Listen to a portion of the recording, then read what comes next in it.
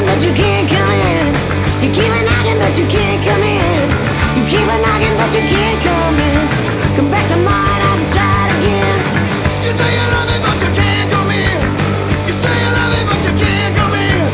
You say you love me, but you can't come in. Come back tomorrow and I'll try it again.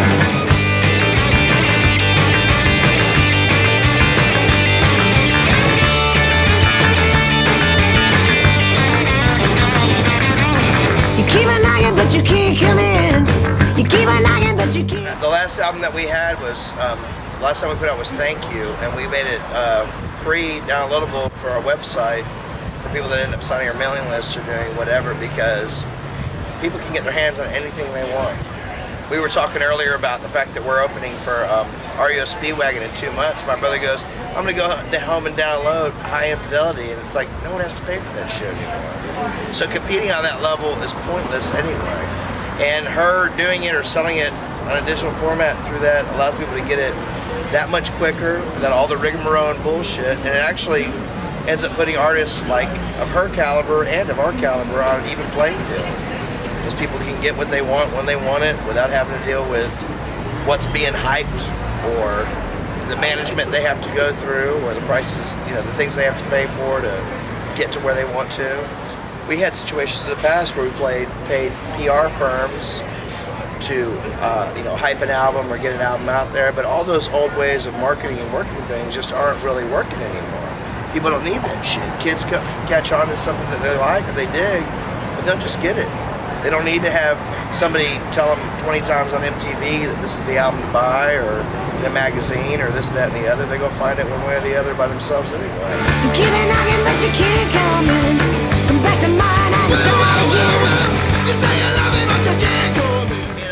In the earlier part of the 20th century, when jukeboxes were making a big stink in the United States, the United States Musicians Union wanted to rally to have those things eliminated because they thought they put bands out of business. Because they were afraid they were going to detract from people wanting to actually have live musicians in their place of business. Then they built the whole system up till in the 70s with Frampton Comes Alive and Rumors by Fleetwood Mac, to where they were selling one item, you know, and they could get 20 million copies out of it, but that shit's gone. It ain't happening anymore. The only way people are going to be able to make money in the future is asses and seats. That's it. Because everything is free. I mean, my children know how to do it. Everybody knows how to do it. All you need to do is spend an afternoon on the fucking internet and you can get anything you want for free. So, I mean, them trying to sell you a product like that, it's just not going to happen. Which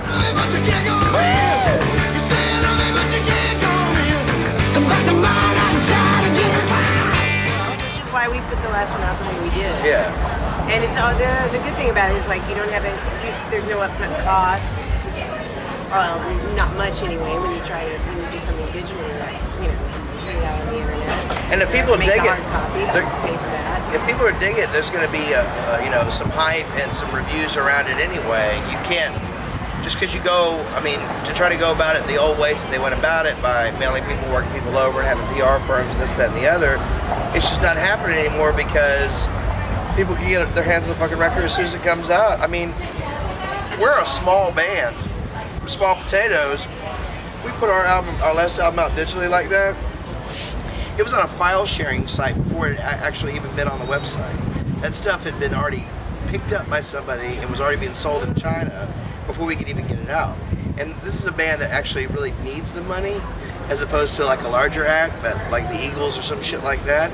But there's no stopping it. Once it started, there's absolutely no stopping it. And all the futile attempts they're having now, where they're trying to actually like infringe upon people even streaming albums, they should have had that in mind 15 years ago. Technology was just too far ahead. There's absolutely no way they can stop it. But the good thing about us, though, is that we always really, I don't know, we really focus, we're kind of old school in our thinking, so we're always really pressing our getting out and doing it live and traveling around as much as we could, and, you know, that's what we do, and we try to make an impressive live show no matter where we go, even all of the U.S. In some ways, that factor of it being out there for free and everybody getting it really, you know, like I said before, evens playing field. The fact that you've got to really kick ass live and make a fucking difference to people when they see you, because they're not going to just buy the fact that there's this single that's been, stuffed down your throat on every radio station that happens to be influenced by a multi-conglomerate like Live Nation or whatever else,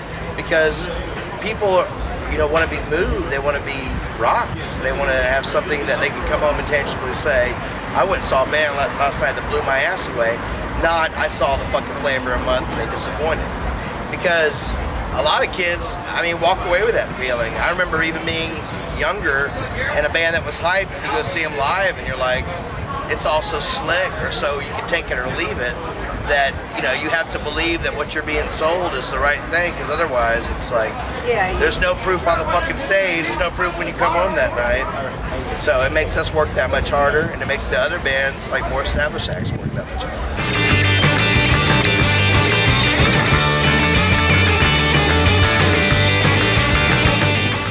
Well, the Epiphany came with the fact that no one's coming to fucking save us. There are no big breaks anymore. You've got to make music because you want to make music and put out albums because you want to put out albums. And that's the only thing that's going to sustain a band, no matter who they are.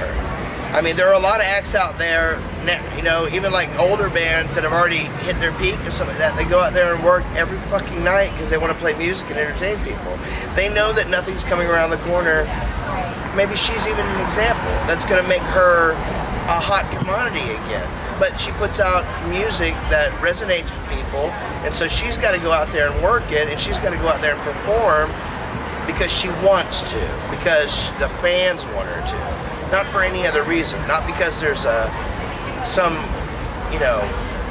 golden day coming where they're going to be the hottest shit out there again, but because they've got to go out because they want to make music for people and they want to make art. And so that's why we make all of our fucking records in-house now. We make all of our music in-house, put out all of our own shit. We don't wait for anybody to help us out. We don't need anybody to help us out. We don't need anyone to validate us. The only people that validate us are the people that come to see our shows and to buy our stuff, that want to. And to tell you the truth, you got a lot of money, you want to help us out. To tell you the truth though, even with the thing, with everything being free and people being able to get that, artists still make money. Knocking, but you can't come in. You keep on knocking, but you can't come in. You keep on knocking, but you can't come in.